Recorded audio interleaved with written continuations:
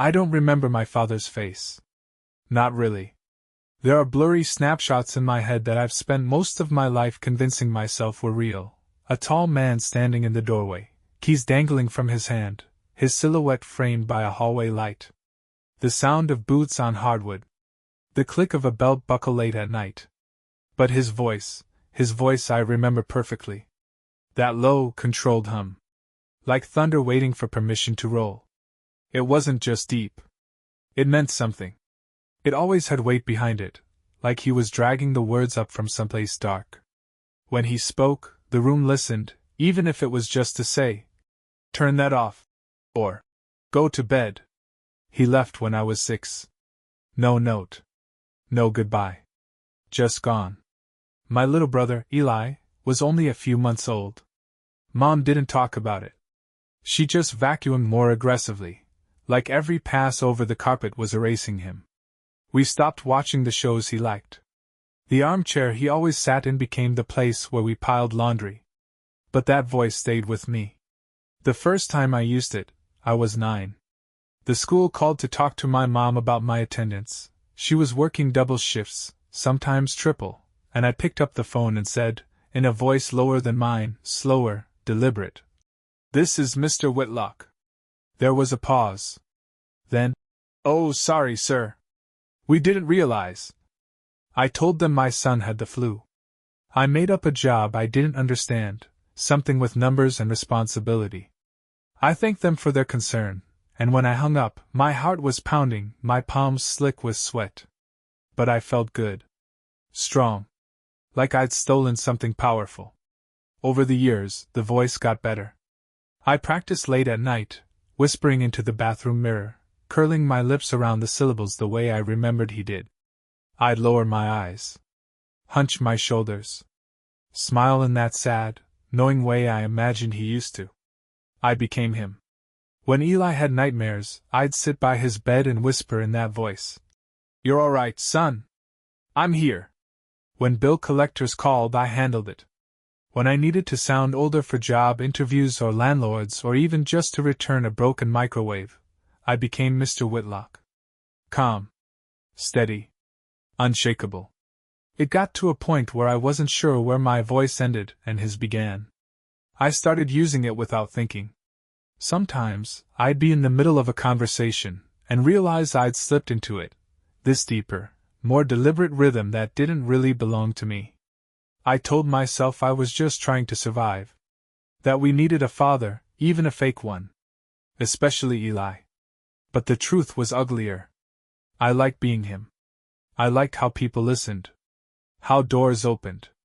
How no one questioned me. I think some part of me believed, if I was convincing enough, the real man would disappear entirely. That I could bury him with my imitation. But ghosts don't die easy. The call came on a Tuesday. I was sitting in my car, waiting for Eli outside his community college night class, when my phone buzzed. Unknown number. I answered. Habit. There was a breath. Just one. And then, "Is this Caleb?" I knew that voice. Not the one I practiced. Not the one I thought I'd perfected.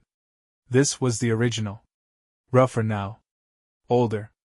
But still there. Still heavy. Still dangerous. "This is your father."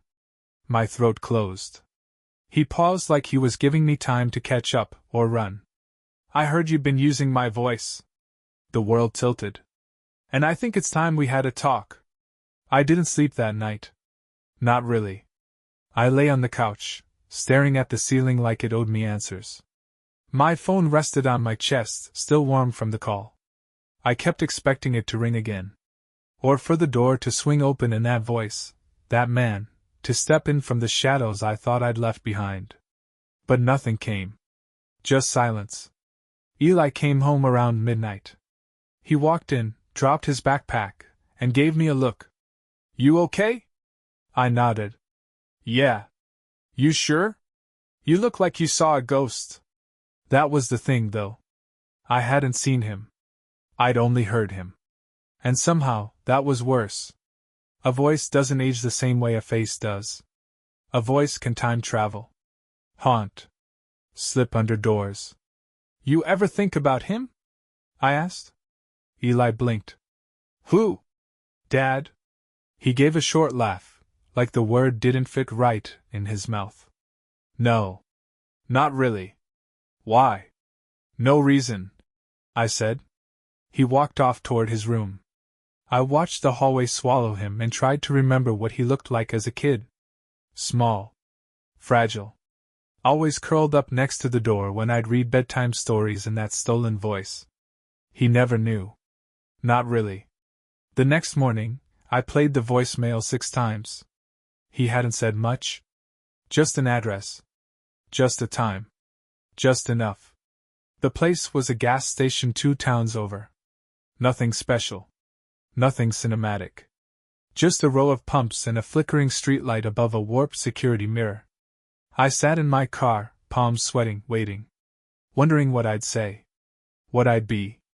At 9:14 p.m., he pulled up in an old brown truck. I knew it was him by the way he parked, too fast, too tight, like the rules didn't apply. Like the world owed him space. He stepped out slow. He was taller than I remembered. Leaner, too. Like life had been scraping bits off him over the years but hadn't hit bone yet. And then he turned toward me. My breath caught. Not because he looked angry. Not even because he looked familiar. But because, in the dull reflection of that gas station mirror, I saw myself. Same shoulders. Same jaw. Same tired eyes. He walked over and tapped on my window. I didn't move. Caleb, he said. Open up. I did. He slid into the passenger seat and closed the door like he belonged there. Like this was normal. Neither of us spoke for a full minute. Finally, he said, You've been using my voice. I shrugged. Didn't know it was copyrighted. That got a smirk. Brief. But real. I heard it, he said. On a voicemail you left for some girl named Lindsay. Said you were her dad's friend. Told her she could trust you. My stomach turned. Eli was dating her. She didn't want to go home. Her dad drinks. Hits. I paused. I just said what I thought a father should say. He looked at me, and for the first time, I saw it. Regret. Real and raw, like a wound that hadn't scabbed. You sound more like me than I do now, he said. That's messed up. I had to become something. I whispered. He looked away. I didn't know how to stay, he said. With your mom. With you. I had shit in my head. Rage. Voices. Stuff I couldn't quiet. I nodded.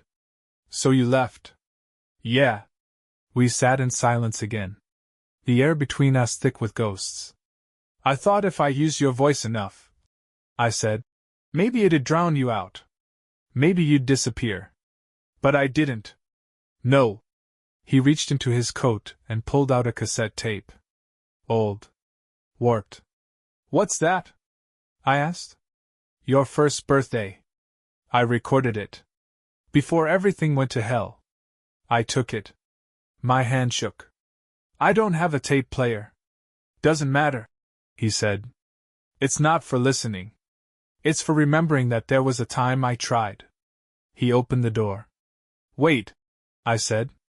He paused. Why now? He looked at me, tired eyes glinting under the streetlight. Because I heard my voice in the wild, he said. And it sounded like hope. Then he left. I sat there, cassette in hand, watching the mirror crack down the middle. It wasn't the voice that was haunted. It was me. I didn't tell Eli. Not about the meeting. Not about the cassette. Not about the fact that the man we'd been pretending didn't exist had just reappeared like a ripple in a still pond. I couldn't bring myself to drag him into that noise. Not yet. Instead, I buried the tape in the junk drawer. Right beneath the dead batteries, mismatched screws, and a flashlight that only worked when it wanted to. Right where broken things belong. For a few days, life tried to pretend it was normal. I went to work. Eli studied. We passed each other in the kitchen like ghosts that hadn't realized they were dead. But at night, I started practicing again. Not my voice. His. I'd sit in the dark, tape recorder in hand, and whisper things I remembered him saying. Things he probably didn't even remember himself. Don't waste food. Keep your eyes on your own paper. You think the world's fair? I said them over and over, shaping the syllables like clay. Sharpening the tone until it sounded just right. Just wrong. It became a ritual. Like summoning something. The strange thing was, I didn't hate him. Not like I thought I would. I didn't want to scream or hit him or demand answers. I just felt unfinished. Like there was a draft of me that he started and then abandoned. And so I kept editing. One night, I played back an old voicemail I'd left for Eli when he was younger. He'd been at a sleepover scared. I remembered pacing in the living room, phone in hand, doing the voice. Trying to sound calm. Safe. Hey, buddy. It's Dad. I know the dark can feel big, but you're bigger. Just breathe. I'm proud of you. Always. My chest tightened. He'd believed it. That was the worst part. Eli believed the lie. A few days later, I found him in the living room, tape deck in hand. Where'd you get this? He asked. My mouth went dry.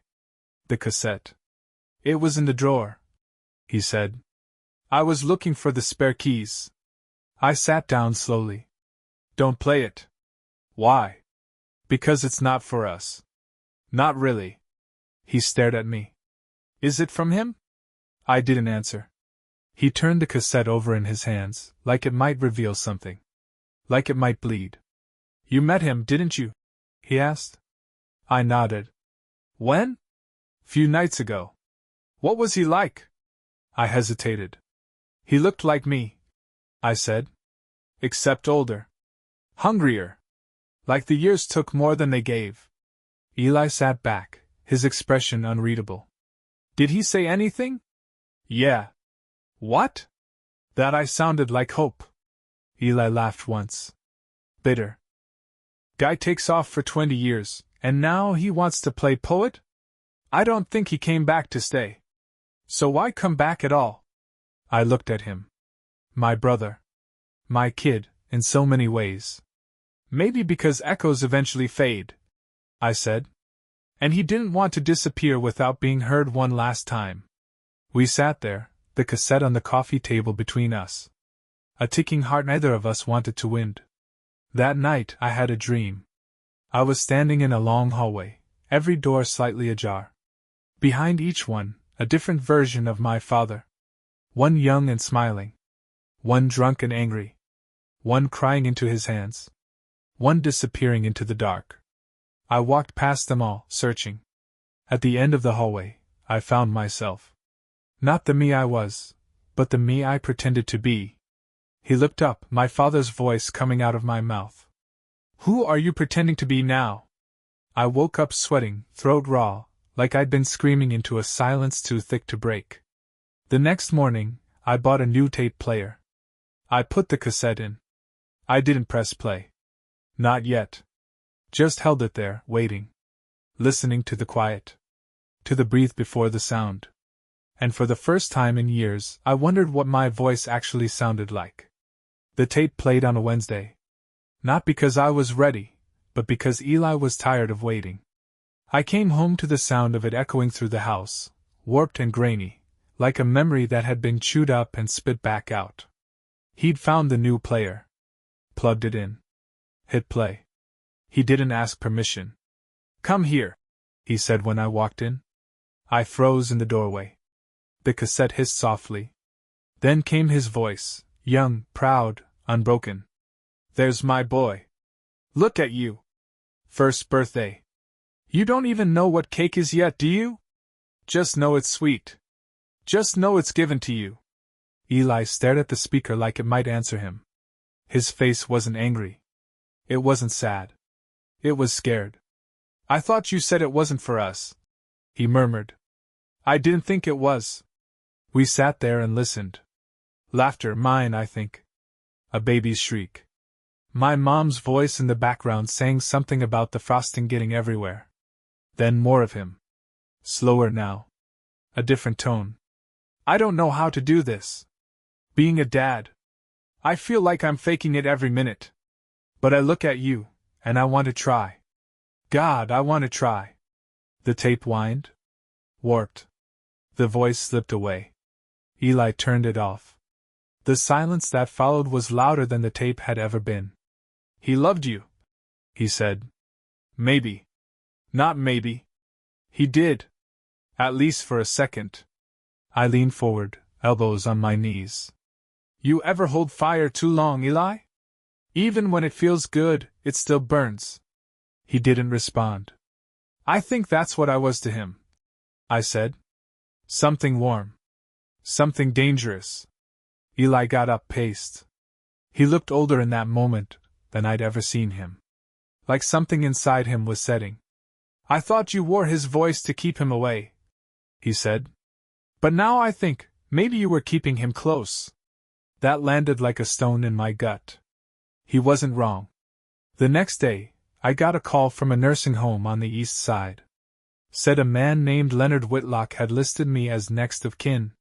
Said he'd been found sleeping in a car outside a liquor store and brought in for dehydration and observation. I should have said no. I should have said you've got the wrong guy. Instead, I asked when I could visit. They had him in a quiet room at the end of a quiet hallway. He looked smaller. Like gravity was finally doing its job. He didn't speak when I came in. Just nodded. Just looked. Why now? I asked. He motioned to the window. Sun's setting sooner these days. Is that a metaphor or are you just old? He smiled. Both. I sat across from him. You left me with a voice I didn't know what to do with. He looked down. I didn't mean for you to carry it this long. You think I had a choice? No. That's the worst part. I felt it then. The burn. Low in the ribs. Every time I used it, I said, I felt like I was summoning a ghost. And now that you're here, I don't know which of us is more dead. He nodded slowly. I can't fix it. I don't want you to. Then why'd you come? I opened my mouth, then closed it. I didn't know. Maybe because there was still a part of me that wanted him to say sorry. Or maybe I just needed to see if the voice matched the man anymore. It didn't. He was quieter now. His tone was gentler, his rhythm slower. The thunder was gone. All that was left was the echo. You made something of it, he said finally. The voice. You made it mean something. I nodded. Yeah. I used it to lie. To pretend. To fill a space you left behind.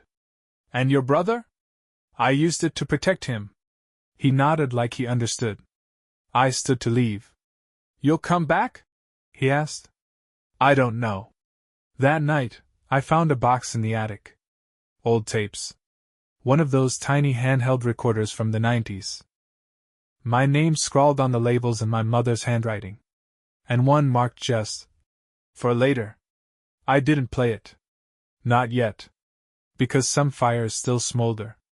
And some things we pretend don't burn are already ashes. There are things you inherit that no one writes into a will. A crooked smile. A taste for cigarettes. A need to disappear when the room gets too loud. And sometimes you inherit things no one wants to admit were ever there. Like rage, like fear, like the deep, bone-dragging silence that settles when you've run out of lies to tell. The next morning, I sat at the kitchen table with the tape marked for later. Eli wasn't home. I made sure of that. I stared at it like it might blink first. The handwriting was fading, but mine. Mom's sharp angles softened by time. There was a pressure in my chest I couldn't name. I pressed play. Her voice filled the room, tentative and clear, the way a candle fills a dark hallway. Caleb. If you're hearing this, it means I couldn't find the words while I was still here. I froze. Your father wasn't always this way. He used to sing in the mornings. Badly. And he'd make up these dumb little dances while brushing his teeth. Eli never got to see that version. But you did. And if you're like him, which God help us you probably are, you're going to need a reason to stay soft. A pause. He left a hole in you. And I'm sorry for that. But don't try to patch it with what he left behind. The voice, the anger, the disappearing. That silence isn't an inheritance, it's a curse. I felt my throat tighten. My hands curled around the sides of the player. Find your own voice, Caleb. Don't let his echo become your anthem. That's not how you survive him. That's how you become him. The tape clicked off. I sat in that silence for a long time. It wasn't empty. It was full. Dense. Like the first breath after surfacing from deep water. I didn't cry. I didn't throw the tape. I just sat there, letting her words echo around the parts of me that still thought I needed to be someone else. When Eli came home, he found me outside, burning old tapes in a metal bin behind the shed. He didn't say anything at first. Just watched. One of them curled in on itself, black ribbon bubbling like tar. You sure? He asked. I nodded. They weren't mine to keep. He dropped one in without looking at the label. We stood there in the cold, watching ghosts melt into smoke. I think I want to record something, I said. Eli looked over. What kind of something? My own voice. Just mine. Something for later. In case I forget. Eli smiled. About time. That night, I sat in the garage with the recorder. No scripts. No stolen cadence. Just me. I said my name. I said I was here. I said I was trying. And it was enough. The thing about silence is it doesn't stay empty. Eventually, something always moves in, grief, guilt, or worse, memory. I didn't erase everything. Some tapes I kept. Not out of nostalgia, but because forgetting everything felt like another kind of lie. One of them was labeled Sunday, 2007. I remembered that day before I heard a second of it. It was raining. Eli was 5. He'd gotten a splinter in his thumb and refused to let me near it with tweezers. He hid in the bathroom for half an hour, crying. I'd stood outside the door and said, in that voice, "Come on, son. I won't hurt you. You trust me, right?" Eventually, the door creaked open. He handed me his hand. Let me dig the thing out. I remember he looked at me afterward like I'd saved him from something bigger. He never knew it was all pretend. When I played that tape back, I didn't hear power. I didn't hear a man. I heard a child pretending to be something he needed. I shut it off halfway through. That night, Eli knocked on my bedroom door. Didn't come in. Just lingered in the hallway like a shadow. You awake? He asked. Yeah. I've been thinking, he said, about how you used his voice. And why. I waited. I think it saved us. For a while. I sat up, the dark pressing close. Or it stunted us. Maybe both. He walked away. That was it. But the words followed me down into sleep. The next morning, I took out my recorder and hit play on my own voice. The one I'd made the night I burned the others. It was quiet. Not deep. Not commanding. I sounded unsure. Young. But it was me. I played it again. And again. Until it didn't sound foreign anymore. The week after that, I got a letter in the mail. No return address, just my name scrawled in crooked letters. Inside was a photograph, black and white, edges worn. Me, Eli, and our father. I was maybe 4. He had me on his shoulders. Eli's a blur in a stroller. My mom must have taken it. There was a note scribbled on the back. I didn't know how to hold on to good things. But you do. It wasn't signed. I showed it to Eli. He didn't say anything. Just stared at it, like maybe if he looked long enough, the photo would move. Show us what we missed. We kept it. Framed it. Not to forgive, not to forget, but to mark that it happened. And that we'd survived it. One night, I sat Eli down with the recorder between us. Pressed record. I want to try something, I said. He raised an eyebrow. Therapy? I smiled. Kind of. I asked him questions. About his earliest memories. About his fears. About me, he answered. Then he asked me the same. And for once, I didn't shift my tone. I didn't deepen it. I didn't become anyone else. We recorded for 3 hours. Laughed. Cried. Sat in silence sometimes, and let the tape spin. It felt like building something. Not an escape. Not an illusion. A foundation. Because in the end, it's not the voice that shapes the man. It's the sound he chooses to leave behind.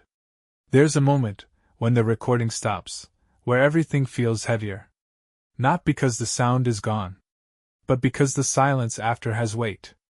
It's been 6 weeks since we recorded that conversation, me and Eli, sitting in the garage with the old tape deck between us.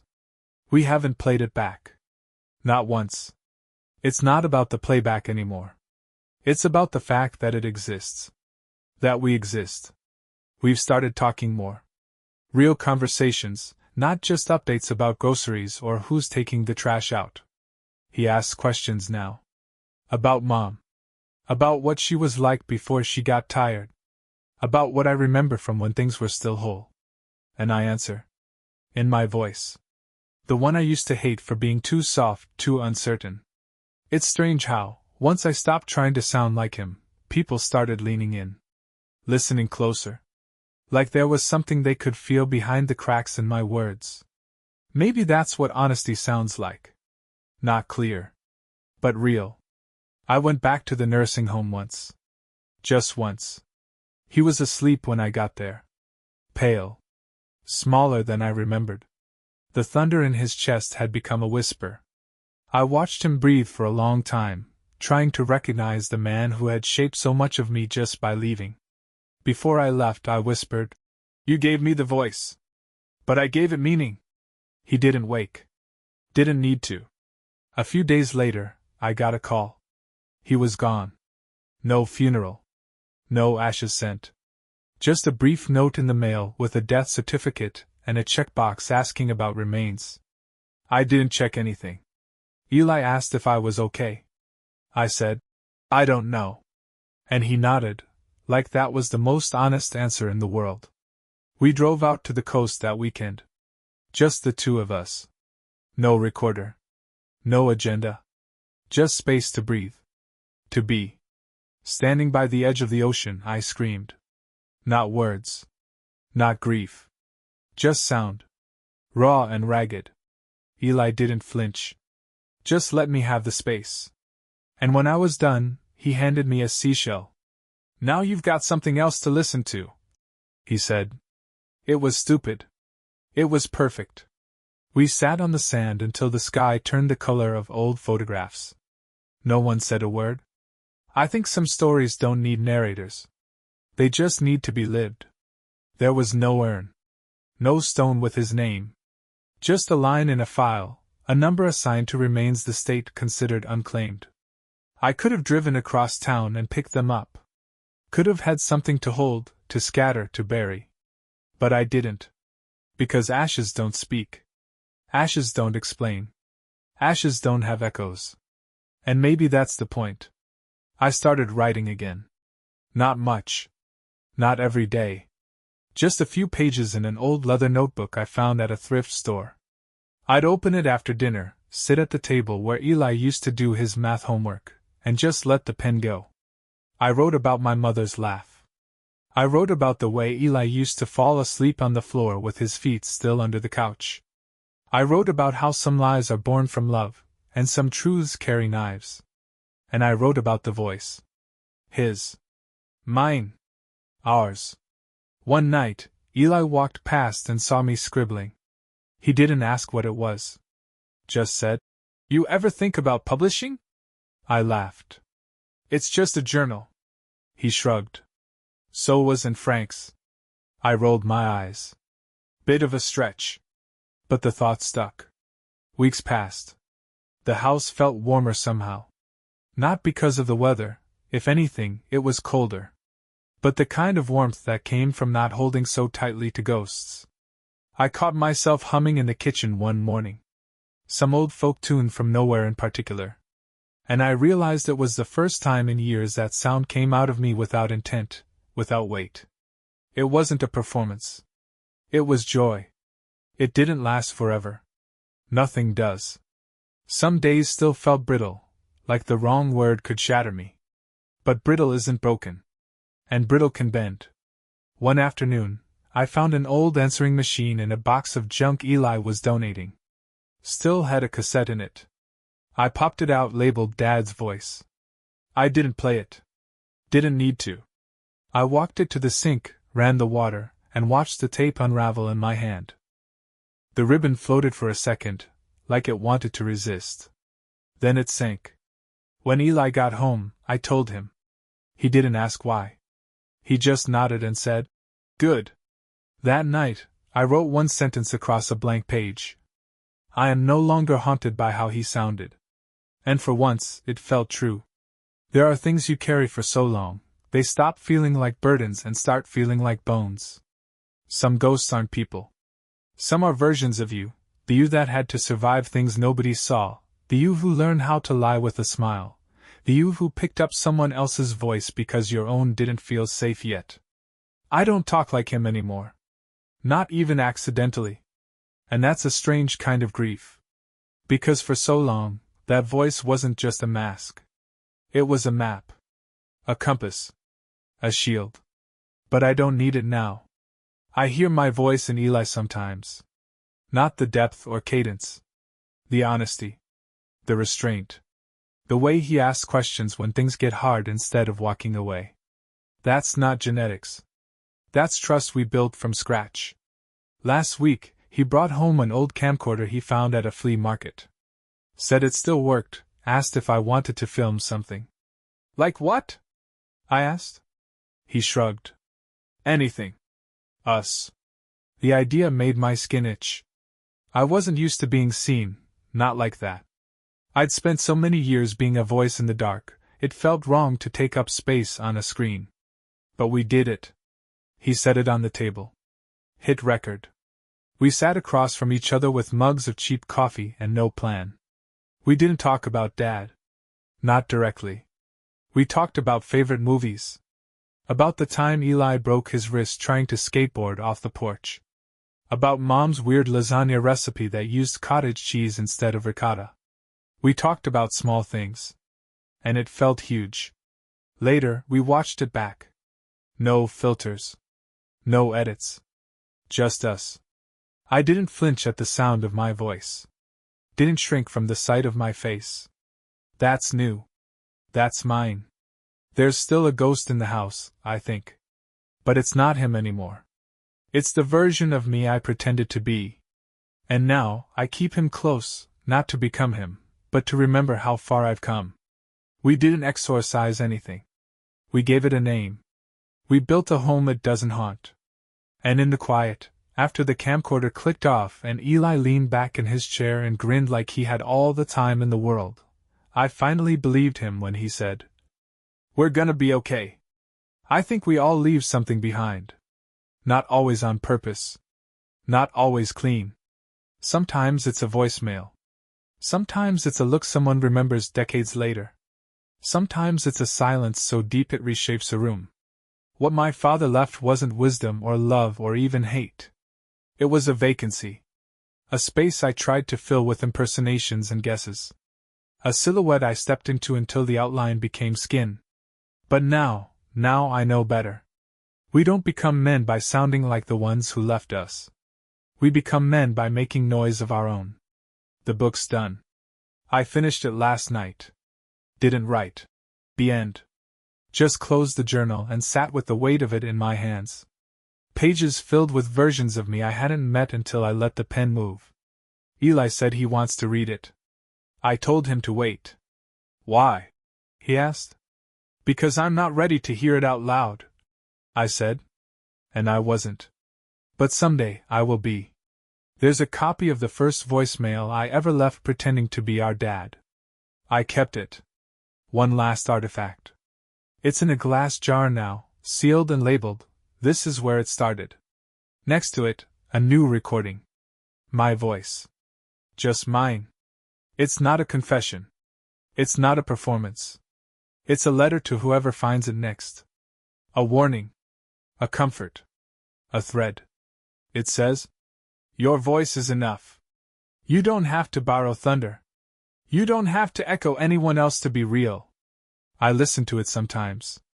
Not because I forget, but because I remember. And remembering keeps me honest. The ghosts are quieter now. Not gone, but grateful. Because even echoes need someone to let them go. And this time, when I speak, the only voice I hear is mine,